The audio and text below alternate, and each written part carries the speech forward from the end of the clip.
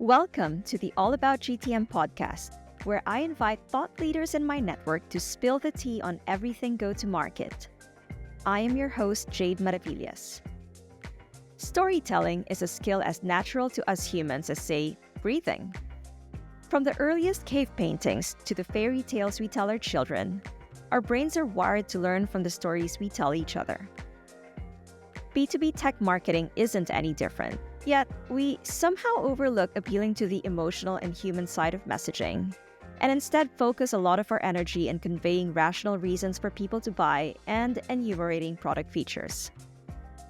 In this podcast, I speak to Luke Bishop, creative director and experienced wordsmith. With writing experiences ranging from tabloids to children's books to B2B tech, Luke waxes lyrical about the importance of storytelling in go-to-market, how to craft a unique tone of voice, and why applying the inverted triangle in messaging works every time. This episode is full of wisdom, witticisms, and of course, stories. Hope you enjoy listening to it as much as I did recording it, but for now, I give you Luke Bishop. Hi, Luke. Hi, Jade. How are you? I'm good, thanks. It's nice to be speaking to you, but also reconnecting after, I would say, maybe about a year or so not working together. Yeah, for sure. I mean, it feels like our time together where we worked was pretty brief, but we had some great times and worked on some great stuff. So likewise, it's awesome to speak to you. And yeah, looking forward to having a chat. It's really cool. It's so cool that you're doing this. Thanks. So to let people know, the reason why I decided to invite Luke Bishop to this podcast is a couple of things. So one is I remember you were the one who introduced the origin stories to us. I had to do one, which was a bit nerve-wracking, actually. I was telling people I have presented to over, say, 200 people. I was a lot more nervous talking about my origin story in front of 30 people in a small room. But I think it was because I was talking about myself rather Yes. than talking about what other people might want to hear.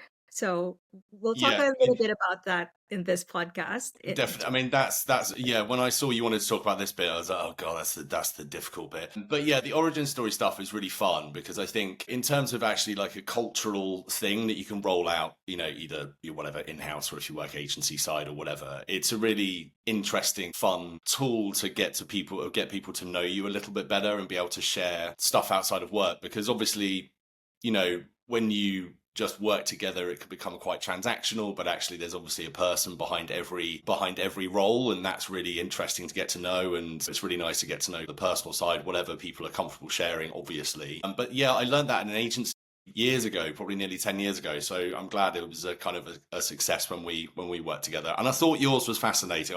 I thought out of all of them, I think Jade's is probably going to be the most interesting, and you didn't disappoint. So yeah, it was really cool. I think that's going to be for a different podcast altogether. Well, I think maybe we'll probably just have to turn this round, right? And I'll have to interview you, and then I think we should probably get that out there. It's too good to me.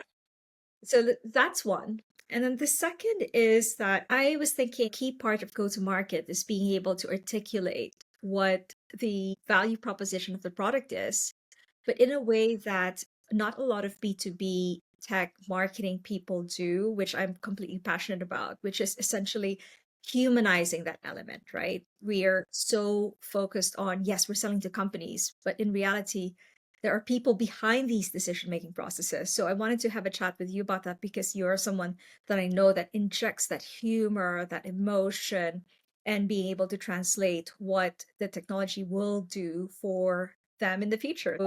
I do my best. Yeah, if there's one thing I do, it's probably that. But hits and misses along the way. But okay, so speaking of over the years and speaking of origin stories, I'd love to hear yours. A very natural segue to your next bit. I like that. That's good. Absolutely. So I will link Luke's YouTube origin stories in the show notes if anyone is interested in watching that. But yeah, I want to hear it from the proverbial horse's mouth. Well, gosh, okay. Where do we start? I mean, it's been a long, fascinating journey. My career in a previous lifetime worked at a business where a thing called Squiggly Careers was championed, which is kind of a non-linear career progression, and I think that kind of sums me up quite nicely. I've done many different roles, especially in the early part of my career when I was trying to figure things out a little bit. But in terms of the actual personal side of stuff, I was born in the Midlands. So I was born in Leicester, which Leicestershire is a beautiful county. We had some great times there. When I was about 7 or 8, so I was very young, I moved down to the south coast, moved to Bournemouth, which is a place still incredibly close to my heart because that's where I went to school. I love the beaches. I've got great friends down there. And yeah, my school years were great fun. I got involved in everything. A lot of creatives generally tend to be involved in or interested in, especially in the early years. And obviously in English literature, English language, graphic design, all of that kind of stuff. Weirdly, my brain was almost more drawn to science and maths, which I think is potentially quite rare. It's that kind of left brain, right brain thing, I suppose, a little bit. I was fascinated, I still am really fascinated by space and Egyptology and like all of this stuff. Like about probably 11 or 12 years old, I watched a film. It was a basketball-based film called White Men Can't Jump. If you haven't watched it, it's a classic. Go and see it. And I Very remember 90s film. 90s film. This is like 93, 94. I probably watched this.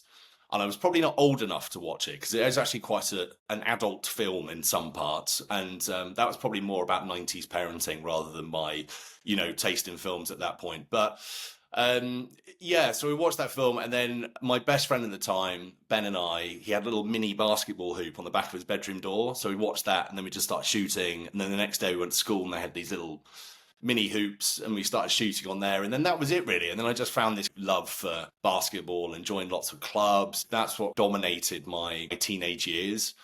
Did it help that were you tall at that age? I was really tall. It was a bit of a fluke, really, because it was when I'm 6'5"-ish. So yeah, I am, we're slightly different heights, Jade. I mean, only a little bit, but I've probably got the slight edge on you. This, not in the podcast. None of this, no, perfect. Yeah, exactly. When you're sat down, you're all the same height. I mean, that definitely helps, being quite tall. But yeah, I think I was about 6 foot when I was 13. So that definitely does help.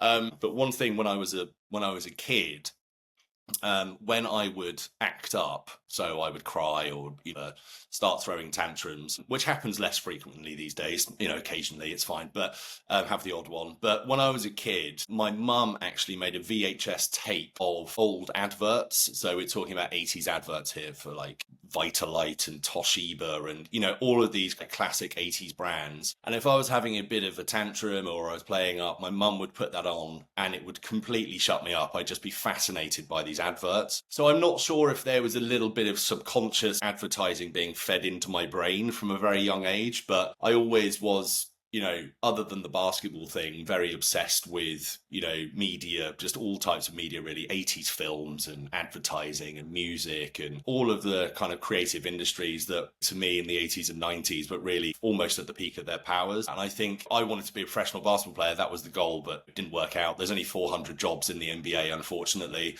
And when you've got probably 20 million people a year going for the same job, your chance of success is probably quite unlikely. So didn't quite make it that. So plan B kind of came into effect. And plus, I had a much older half brother who was a journalist for the BBC. So he was, for any football fans out there, there's a Saturday afternoon programme still going called Final Score, and the studio host kind of kicks to the pitch side reporter. So my brother, Mark Bishop, he was that guy, and he'd do the halftime reports. Even though I wasn't particularly close with my brother at that point, that was a real kind of like, oh, well, actually, I have a family member that does stuff on TV, and he's involved in media, and he writes, and he presents. So that was fascinating for me, really, just to see someone you know quite closely being involved in that world. So anyway, like I said, unfortunately the basketball thing didn't quite work out, but I got to 18, obviously, as you do when you go to uni, and I ended up at a university called Ravensbourne. At the time, it was called Ravensbourne College of Design and Communication. It was affiliated with Sussex University. And I did a content creation course. I think it was called Content Creation for Broadcasting and New Media, probably the longest title of any degree ever. But it was very TV based. There was lots of production, there was lots of writing, there was lots of presenting, there was lots of sound design, there was media law. It was a 2-year fast track degree, like if you wanted to get involved in that industry. The one thing that I realized quite quickly was, rather than the production side of things, I became fascinated by the creative process about how these things get made. So the brainstorming, I hate this phrase, but the blue sky thinking. So that really kind of got my creative juices flowing when I was about 18, 19. Did you ever think growing up that you were a creative? I didn't know really because, like I say, the sports thing I was so obsessed with, especially in my early mid and I guess even late teenage years, it was difficult to really let anything else in. All I knew is I really loved that world as well. And I think I always had it in the back of my mind. I remember going to a basketball camp when I was about 15 and I went to Oklahoma, which if you've been to Oklahoma, especially in the late 90s. So there was about just acres of fields and then a Macy's and then a McDonald's. And that was pretty much it. And I spent 4 weeks just doing press ups in 35-degree heat, trying to sneak off to watch the 1998 World Cup final, getting in a lot of trouble. But there were lots of kids there, and even like a few kids from England who were showing promise. And I remember there being one kid there from England, and I was like, wow, he is just, 3 steps ahead of me. And I remember thinking about, at that time, you're quite sensitive, aren't you? Especially when you're 14, 15, 16, you're like, oh my God, that kid's like 6 months younger than me and he's already doing this. And those tiny age gaps become enormous when you're 15. And I think it was probably even then when I was about 15, 16, I started to think, well, there's nothing guaranteed in this world. I've been to one quite high-end camp here and, I've seen players that are better than me at the same age. So I think that's when the realization came. It's like, oh, actually, you might need to have a bit of a plan B here. So fortunately, I didn't wait until I was, 25 to be like, I can still make it. I did. I came to that realization sort of relatively early. And I think that's when my background of my mum obviously subconsciously feeding me 80s advertising probably started to come out, and I started to think about how that could be a career. So one thing that struck me after rewatching this origin stories is that early part of your career you started working in tabloids, which must have a lot of stories to tell. Yeah, I mean that was a very interesting time, a very different time, I might add. I mean, this was, gosh, when was this? 2007. And I mean, basically what happened is when I left university, even though what I did was a very vocational based degree, it was quite pointed. It was, you are going to go into television, you're either going to be a writer, a presenter, a producer, a director. I was still kind of unsure about what I wanted to do. And I think because, like I said, my brother was involved in journalism, there was a real life kind of trail there that I could almost follow, saying, well, if he's done it, I could do it. So I remember coming out of university, and like everyone else, when they come out of university, very, very poor. We have no money. The student loans have run out. We still have rent to pay. One of my other brothers is an estate agent, and who was at that time in London, and he had a nice company car. And I thought to myself, well, actually, that looks quite nice because look, he's got an Audi and he lives in this nice part of London. So I did I won't mention the brand name, but I went to an open day for quite a large estate agent based in London. And I remember going there and within the first hour of this open day, just going like, oh, no, I definitely can't do this. This is not for me. I can't pretend that I'm something I'm not. And there's nothing wrong, don't get me wrong, there's nothing wrong with being an estate agent. But I mean, I suppose the point was like, you kind of know a little bit who you are and who you aren't. And I realized quite quickly that that's probably not who I was destined to become. So I left that open day early. I got home, I found every single magazine I could possibly find in my house. And it's from Free Sheets to Lads Mags at the time to whatever, anything I could find, just apply for anything.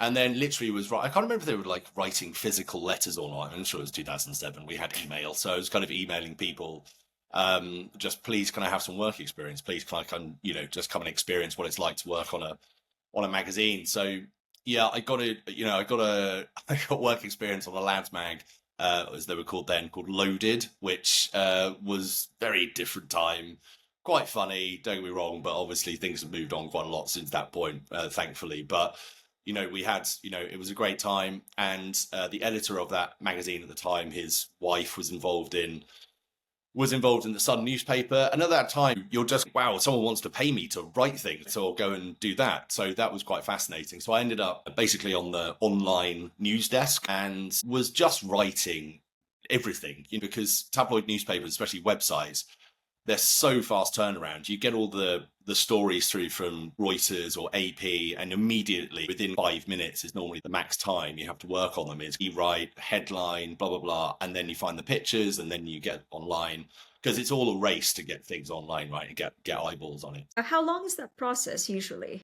So from when it goes out onto the wire to you guys publishing it? Yeah. Well, I mean, I think probably the sweet spot is about 5 to 10 minutes, because ultimately what happens is you have the online editor who'll be literally studying the wires. That's all they'll do, study. And then you'll have your online journos who will literally be, okay, Luke, can you do 12:57 on Reuters? And you go, okay, I'm on it. And then that's when the very high level rewrite happens. And then you find that it goes to the picture desk, they get the pictures, you go on the CMS, you upload it, and it's done. So it's very, very quick, and it's all about, how fast can you do that? And, I think that's probably where tabloid newspapers come unstuck quite a lot, because there is an enormous amount of, well, actually, why don't we dig into this slightly more? Why don't we have a look at this? It's very much like, just get it online and we'll move on to the next one. Or at least it was at that time. The one thing that whole period of my life taught me was very much the storytelling angle, because even though I was doing the online news desk thing, I was writing things from scratch. And I had a couple of really good mentors there, people who were not necessarily in it for working for tabloid newspapers, but were just very capable writers, very capable sub-editors who wanted to have a voice and knew how to tell a story, the kind of the upside down triangle, where you tell the story in the first paragraph and then you kind of slowly tell it. And actually, if you don't get further than the first two sentences, it doesn't really matter, because the rest of the triangle is just kind of the filler bit. It's just sizing what you've already read. All those lessons I learned quite quickly, and I was able to take that into, the next stage of my career, which was writing for brands rather than newspapers. So, there were some really interesting lessons there. Not something that I would probably want to go and revisit now, but, we had, it was a lot of fun, and, I learned a lot. That's really cool. When you were talking about that inverted triangle, I mean, I dabble in writing in my spare time. You're a very good writer, Jade. But I'm not, a full-time writer like you, or have been for a couple of decades. Mhm. So actually really fascinated by that, because if I translate that into my marketing brain, it's Mhm. very similar to when we talk about writing for websites, right? Where you have your headline, you have your above the fold, trying to get that attention and trying to summarize things within one or two sentences, and then getting the detail down. So it's really fascinating that It is. writing for Yeah, absolutely. tabloids. It's exactly the same principle. Whether you're writing for the Sun Online or you're working for a big fintech company in their marketing department, the reality is the lessons are still the same. The lessons are even kind of more important now than they've ever been, because back in those days, terrifyingly, whatever it was, 16, 17 years ago, there wasn't the same. Facebook, I think, had just launched. There was no Instagram, there was no TikTok, there was no streaming, there was no Netflix, there was none of that stuff. These days we are bombarded so incessantly by messages. I can't remember the number now, but obviously hundreds of thousands of different messages every single day. That's why it's so important now, taking those lessons from, like you say, the inverted triangle, where it's tell the story at the top, feed it down, give people what they need to know immediately, and then that will expedite the decision-making process if you do it in the right way. It is about the kind of the immediacy of the impact of the messaging itself, and it's never been more important than it is in 2025. Let's talk a little bit about your background. So I wanted to try to summarize your couple of decades of work into 3 different buckets in terms of the industries you've worked in. You've spent quite a bit of your time, besides the tabloid stuff, in B2C advertising. Then you also worked in publishing, whether it's something like a HarperCollins or children's books. Yeah. And then majority of the rest of that time, which is how we know each other, is in B2B tech marketing. Mm-hmm. And as you mentioned already, with the inverted triangle coming out of journalism, spinning into B2B advertising, there's a lot of commonalities in terms of storytelling there that I'd like to hear from you. But then Mm-hmm. again, it's all very different audiences. It is very different audiences. When I first went into copywriting, basically, I took a very small backstory behind that. I got a little bit disillusioned with journalism, because I was like, actually, this is quite limited, and career progression, and in terms of actually using my own voice and, the things I thought I was good at, those opportunities were quite limited. I've got to be honest, I'd heard of copywriting, but I didn't really know much about it or how it works or what I could do to get into it. And one of my best friends, very talented creative called Ben Williams, he was a designer. He'd left Ravensbourne where we both studied, and he'd got himself a job immediately. And I was so jealous, straight out of the gate at Innocent Drinks. And this was very much the time where Innocent was the zeitgeist of everyone loved their tone of voice, their design, their human-centric public persona, if you like. And we're getting lots of copycat brands as well. But he said to me, it was like, well, what, I'm working here, but why don't we start a bit of a partnership? Because then you can, it's probably not going to pay the bills immediately, but what it will do is it will teach you to be able to use your own voice a little bit. And that's what I started doing. We're doing very low level stuff. We were writing kind of fun pullouts for clothing catalogs, and we were doing little bits for cookbooks. And I think we did one out of home advert for Innocent together, which was a very interesting thing. But that taught me, so quickly that I'm not kind of penned in here in this world of journalism. It's now, oh wow, I can just write whatever I want to a certain degree.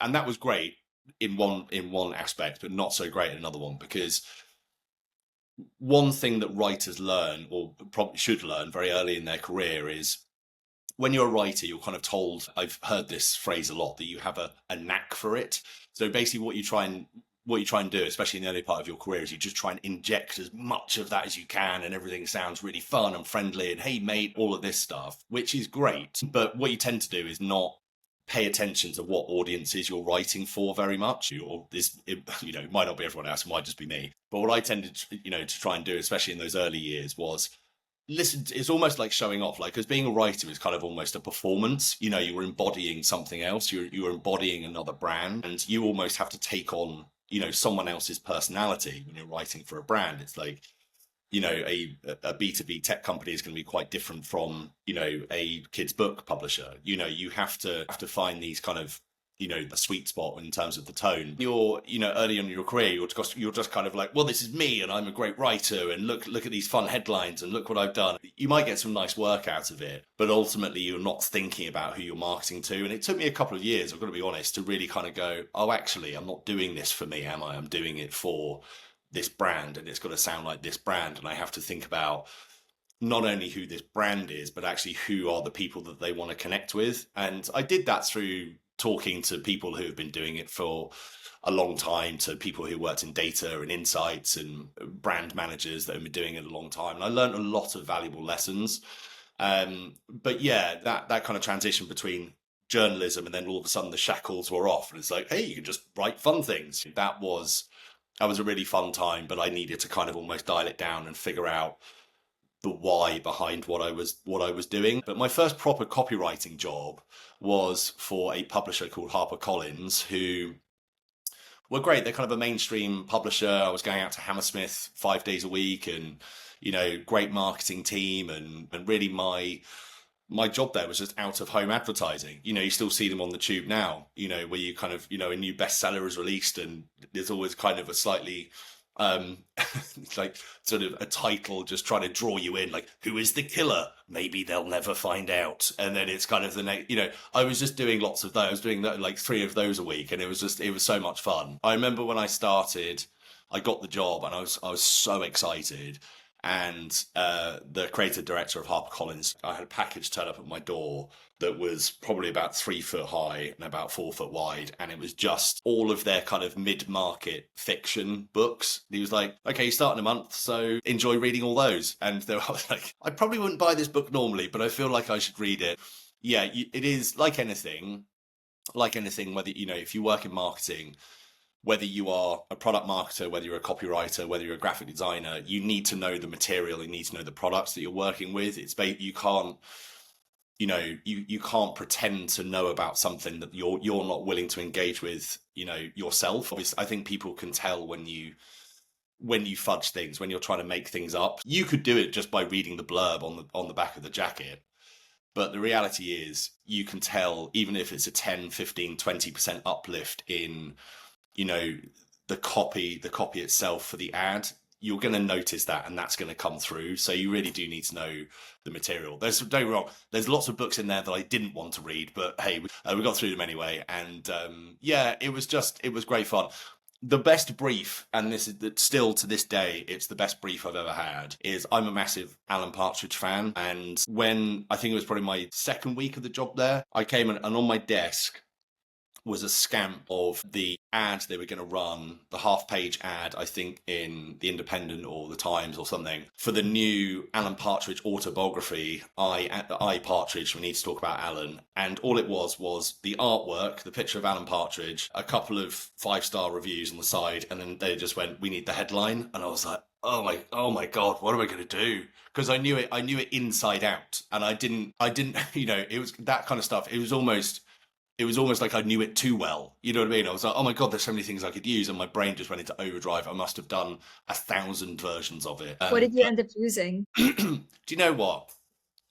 I was going to use a direct quote, like Jurassic Park or Back of the Net or, whatever. And then I didn't want to do that. So really, I wanted to use kind of quite an abstract Alanism, if you like, something a bit irreverent. So the headline was like a book, but better, because that's something that Alan might say. And the one thing that I was quite proud of was there was a couple of 5-star reviews on the side of the ad. And I was like, this is missing something. Why don't we do a 5-star review from Alan? So I went on YouTube and I found Alan Partridge talking about the book. And I think his quote was something like, it's one of the best books I've ever read and probably the best book I've ever written, 5 stars. And then so it was him next to, the Times and whatever. And then, that was kind of made up the ad. And then Steve Coogan sent an email through saying, love the ads in the Times. So that was I was like, oh my God. So thank God that was over. Yeah. So that was a real learning curve, but it was really good fun.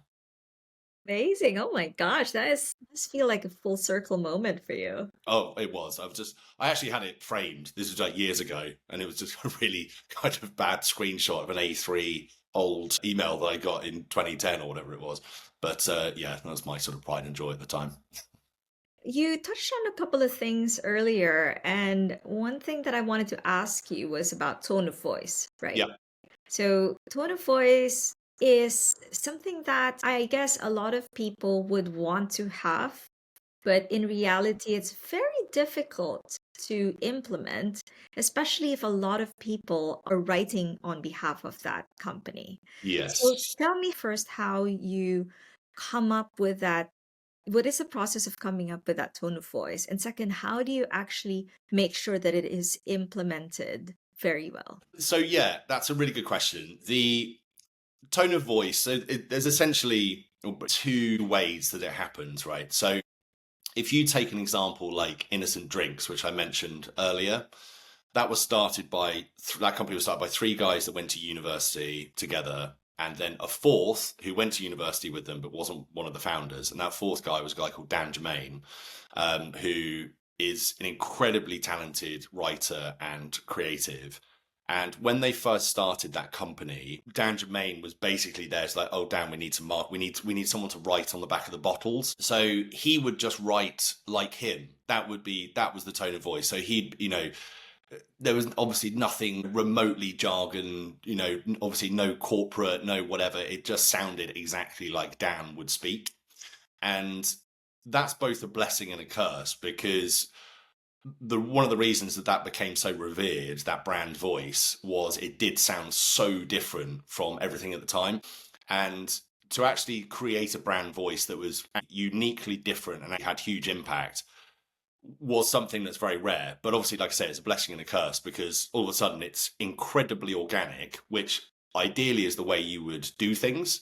But then you also have like a marketing team which then have to learn to write like a very specific person, and when it's even remotely off or they use the wrong word, it sticks out like a sore thumb.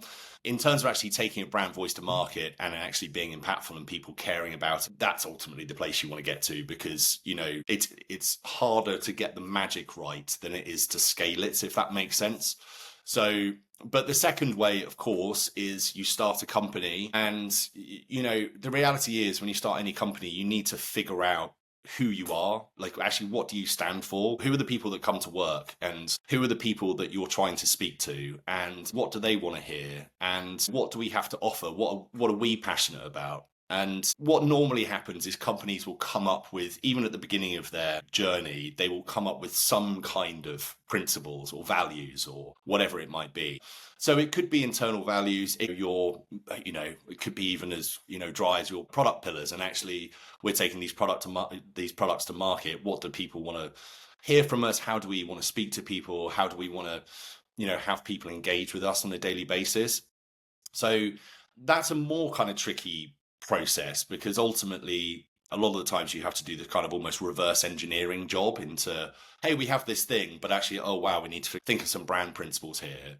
And to me, it should be 3 or 4 brand principles, rather than here's my tone of voice principles and here's my visual identity principles and here's this, because the reality is simplification in brand is everything. And in order to get people on board, and in order to get people to start using that language and actually taking that stuff seriously alongside their day jobs, you need to make things simple for people. So I suppose my point is, you need to start it from somewhere, and that normally comes from what the business thinks or feels or does, and the people that they want to speak to. And then it's a lot of workshopping, right? It's a lot of people getting involved in the process. It's creating a brand should be, ultimately there's got to be a decision maker, but it should be quite a democratic process. This is something that everybody owns and ultimately everyone will use.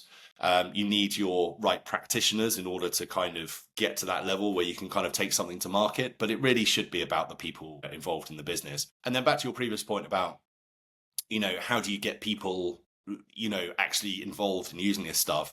It's been 2 or 3 businesses that I've worked in where training was a huge thing. One of the things I tend to do in every new role that I go to is kind of almost start up a copy workshop club, or that could be just kind of training on our tone of voice principles, but it could also be, almost like a surgery for copy, where people come in and go, I've written this really big long email and it's actually quite important. It's to a prospect. Is this how we write? And then we work together on how we might amend that and how we might bring that kind of more into kind of the brand voice. Or we can do, in the past as well, I've done, big kind of department-led all-day workshops with that kind of tagged on as well. It's the same with anything. When you're getting to grips with something new, it's about education, and it's about getting people to understand the value of why this stuff matters. And because brand in lots of ways is only as good as consistent as you can make it. And if you can't do that, then it starts to fall down quite quickly. And again, it's not just about the words that you use and the pictures you put on your website. It's about every single element, every single touch point of that brand. It's about the emotion that you evoke to the people that are interacting with it. And that's not just the words, that's not just the pictures, that's every single point of the brand. So yeah. I have so many questions coming out of those few minutes. One thing that struck me just now is, how do you know that having the brand and the tone of voice actually brings tangible business benefits to the company? Because as someone who personally, I have sat within a commercial part of the organization, but I've also been in marketing. I've been a marketing leader. I know the importance of brand. Mm-hmm. But being in B2B tech, it isn't really seen as much of a priority, except for some outliers. Kudos to them. Yep. But there's a lot of focus on performance. Yes. And a lot more investments in it. So how, as you, a leader within the brand space, be able to convince these companies to invest in it? Let's say, for example, we take B2C advertising. Let's say I'm selling books again. You get a book because you want to relax, you want to immerse yourself in a world. It's a very human thing. And if you wrote like a 1980s lawyer's firm trying to advertise that to people, people are like, this sounds very, very off. So that is obviously that's not a particularly hard sell to marketing departments within publishing companies. Within, let's say, for example, the B2B tech space, the one thing I always say to people is, business owners and quote unquote your traditional B2C consumers, they're all consumers. And the reality is consumers these days expect to be spoken to in a certain way. And this is where trust comes into it as well a little bit, right? Because if you speak in an incredibly formal way where it's let's say we're selling a piece of tech to a small restaurant or whatever it might be, if it's just it has this, it does this, people very quickly start to almost disbelieve what you're offering to them. And the reality is, if you're able to inject a bit of, I don't want to say humor, but a bit of kind of human centered language around something that would traditionally be looked at as, let's be honest, quite dry and quite kind of, oh, it's something we need, it's a commodity, then all of a sudden, with obviously different factors in place with other trust markers on your marketing material, all that kind of stuff, your brand starts to feel like something people can trust and want to engage with. Now, it's all well and good me saying that, but then, you also need to be able to, the proof is in the pudding, right? So this is where the testing comes in. I remember I worked a long time ago for an insurance company. And like a lot of insurance companies, that's an e-commerce platform, right? So you are able to buy your policy online, and you're able to go through the entire journey and get signed up, and hopefully in 5 minutes, and away you go, and you've got your car insurance. The testing that goes through on an H1 on a big insurance company website can take weeks, because you might be testing 20 different headlines and seeing that, oh, actually, no, that's, people come back with, oh, no, I wouldn't trust that. And actually, no, I just want to know what I'm getting. Or actually, that sounds like something that potentially might go wrong. It's about testing in that respect. There is also a school of thought where you almost need to trust your gut a little bit as well, especially if you've been doing something for a long time, because test results can come back and you'll be like, oh my God, everyone likes this one. It's the one I liked the least. And that's not to say, well, to hell with everyone, we'll just use the other one anyway. But you can start to adapt. Oh, actually, people like the idea of that. But actually, I think there's probably something we can inject there to, get people more engaged and get people, kind of up that trust a little bit more. But it's really about, I say this with all creative work, especially in big organizations, it's about taking people on the journey. Because if you are the sort of, a creative that likes just sitting in the corner, it's like, hey, I've done it, here it is, and then it, you never want to see it again. The reality is you need to talk to people. This is all about relationships, and it's all about, kind of, telling people, or, letting people know the value of brand and brand messaging in general. And then if you can back that up with some qualitative testing, and you can do all of that kind of stuff, then all of a sudden you start to build your business case. But you do need that stuff in your back pocket. Otherwise it can seem a bit like, well, that's a nice to have, and we'll speak this way and all the rest of it. There is one point, I remember this was about a year ago now, I did a Mad Masters course with Rory Sutherland, which I found absolutely fascinating, about the psychology behind marketing, what people want to, expect to hear. And he uses this phrase, speaking to the elephant. And the elephant in this context is the part of your brain which essentially just makes decisions subconsciously, because we're all programmed to basically avoid catastrophe. That's the way we're all programmed. So we might think, well, actually, I like that because it's got all the bells and whistles on, and look how cool that is. But the part of our brain that's probably 60, 70% more engaged than that bit that likes all the bells and whistles will literally be kind of like doing this without you realizing, going, yeah, but will it break? And actually, how much am I going to get out of that? And for example, I'm thinking about buying a new car at the moment, and there's part of just going to get a secondhand car because I'm doing kind of fewer miles than I used to. And there's part of me is like, wow, that looks really cool.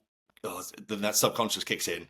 Oh, that's really old and it's going to break down in a week, and then blah, blah, blah. It's like this constant battle between that part of my brain and this part of my brain. And the point I'm trying to make is, when you go to a website, or you really, DM or whatever it might be, immediately your brain is looking for that trust. Like, why should I trust this? And then you have to do a lot of convincing, talking about the inverted triangle again. You have to do a lot of convincing very quickly to get that trust.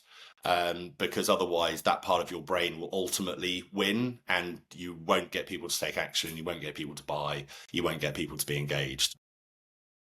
One of the sayings that have always stuck to me all throughout these years is that there is this neuroscience backed saying that is people buy on emotion and justify with fact. And I think for me, that's always what is lacking when we talk about B2B tech marketing, Hmm. where people kind of forget that 95% of our buying decisions are because of these not just emotional, but like intrinsic need to fulfill, right? So, Yeah, yeah, and these 100%. are really anything from Maslow's basic hierarchy of needs to things like I want people to look up to me, or it will contribute to my professional career, or something, right? So appealing to that part as part of, say, your awareness phase. So how does this actually benefit me as a consumer, as a decision maker on the other side? And then the 5% is appealing to a rational side of the brain, right? So, okay, fine, you got me. But then, first of all, some of us are in the early adopter curve, right? But a lot of us want to see that it's not going to fail us, or we don't want to be the first ones to use that product because there may be a chance that I might be on the losing end.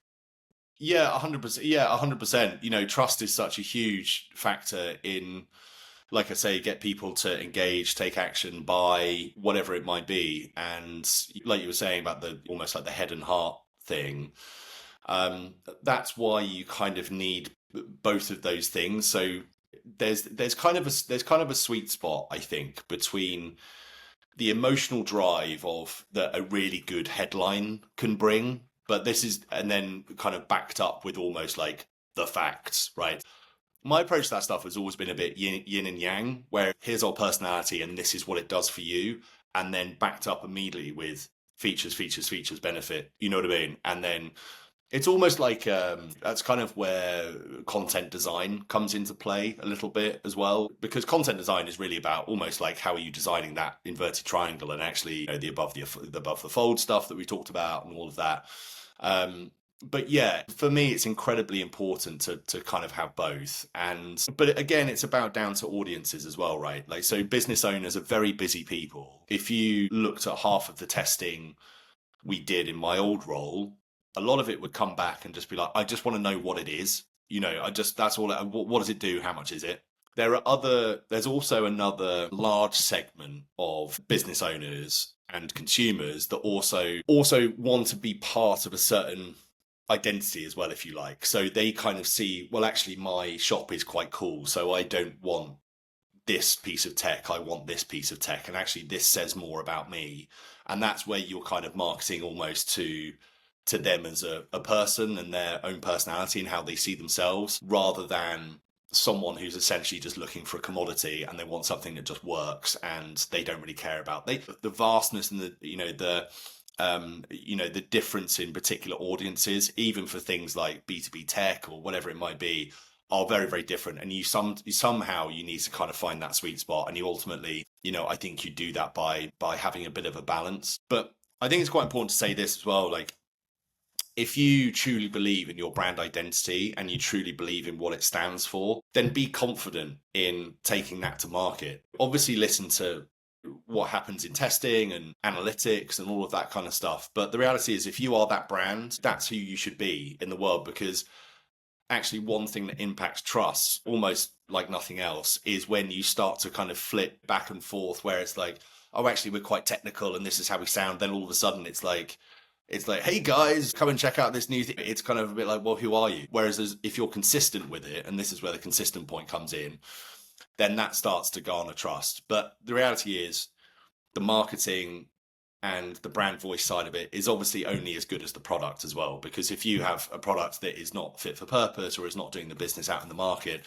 then there's kind of only so much you can say. And that's why, having product and marketing working in unison is so important as well.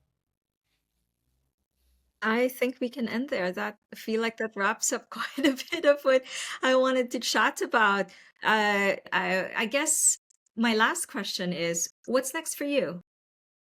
Well, I'm kind of, after leaving kind of the tech space probably about 7 or 8 months ago now, I've been working a lot in kind of for different clients on branding projects again. So it's kind of taken me back to my brand agency roots, which has actually been really exciting, because a lot of the time when you're in a a business, it becomes kind of less about the work and more about everything that goes on around the work, and everything that you kind of need to think about when working in these kind of big businesses. So it's actually been really interesting and really fun being back in the work. So I'm working with a few clients at the moment, and hopefully a few more to come in the next kind of couple of months. So yeah, I'm doing that, and kind of seeing what's out there as well. But I'm having a really good time kind of being back in the work a little bit. It's kind of something I really enjoy. So yeah. Where can people find you, Luke? Well, people can find me over on LinkedIn. I think I'm just linkedin.com/Luke Bishop, I think, all one word. And my website is over at luke-bishop.com. So I've got some examples of work, and come and connect and hang out, and feel free to send me a message, and coffees and all that kind of stuff. I'm doing a lot of that at the moment. I'm doing a lot of coffees. So if you want to connect and want to chat about brand or pasta. Or pasta. Exactly. We were originally supposed to go for, coffee, and then you were just like, I found this really, really nice coffee shop in Borough Market, and you were like, let's go to Padella. I was like, wow, you've upped the stakes, Jade. Here we go. But yeah, no, it's delicious. So yeah, we'll do it again soon. I love food. Anything to do with food, man. All right. Thanks, Luke. Thanks, Jade. See you soon. All right. Bye-bye. Thanks for listening. If you like that episode, please consider subscribing, read my blog at www.newmarketgtm.com, and follow me on LinkedIn under newmarketgtm. In our next episode, I'll be talking to a former CMO about the rise of fractional leadership and the evolution of digital marketing. So please hit that subscribe button so you don't miss an episode. See you for the next one.